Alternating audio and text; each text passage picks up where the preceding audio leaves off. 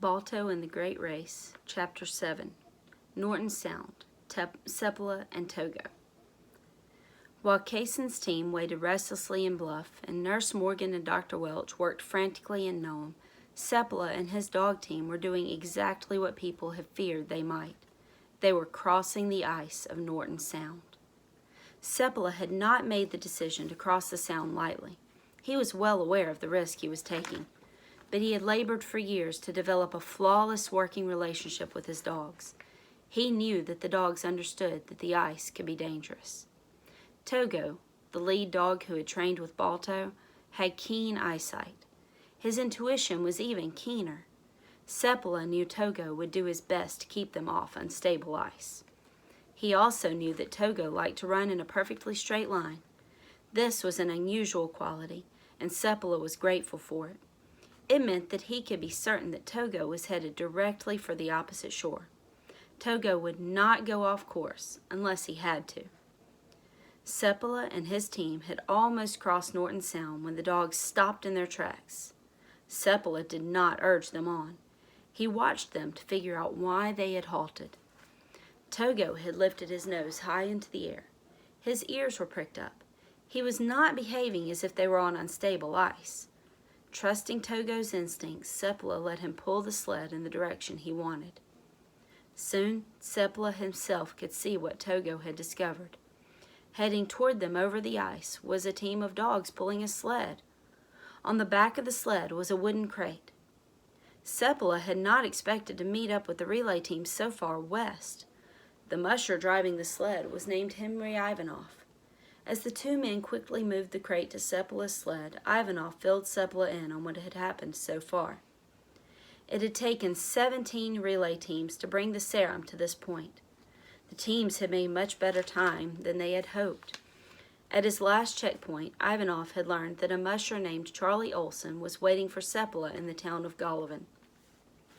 Then Ivanov passed on the latest news from Nome, including the number of people Dr. Welch feared were infected. He also told Seppala that he must keep the precious serum from freezing. Filled with a new sense of urgency, Seppala turned his sled back in the direction of Nome. Again, he chose the shorter but more hazardous path across the ice to save time. Togo pushed forward with all his strength. Moments later, without warning, the dogs plunged through the ice. Chapter 8, Bluff, Norton Sound, and Golovin. In Bluff, Balto felt the change in the weather long before any humans. He knew a storm when he smelled one. He paced back and forth, his nose to the wind. Cason thought Balto's actions came from tension and impatience, which were what Cason himself was feeling. He had not slept in 2 days. The wait was terrible. Finally, news came. Henry Ivanov reported a successful transfer to Seppala on the ice of Norton Sound. Ivanov said that Seppala had taken off immediately and was making good time toward the town of Golovin. There, Charlie Olson and his team were waiting. High winds and blowing snow had been reported, but Olson's run to Bluff would be only 30 miles. At last, action was close at hand. Cason rechecked the sled and readied the harnesses. Balto understood his musher's actions. He leaped to his feet and stretched his muscles. They would be leaving soon. Seppala spent several agonizing minutes on his stomach on the shattered ice with the harness lines in his hands. He wound his feet around the sled runners to anchor himself. Then he began to get the dogs out of the water and onto firm ice. Just one panicking dog could cause both Seppala and the sled to fall into the water. But each dog kept his head. Each dog remained calm, trusting in his musher's ability to pull him out of the freezing water. Not for the first time, Seppala was proud of his Siberian Huskies. Pulling the last shivering, wet dog from the water, Seppala looked forward to telling his friends at the Nome Kennel Club how his Siberians had remained calm in the face of disaster. Seppala took a few minutes to rub all the dog's feet before going on. He knew his animals would be no worse for their icy dip as long as he took care of their paws. The dogs were protected by multiple layers of fur covering a thick layer of fat. This fur and fat made a tight seal against the frigid water and cold air. If Seppala had fallen into the water, he would already have been suffering from severe frostbite if the cold water itself hadn't killed him.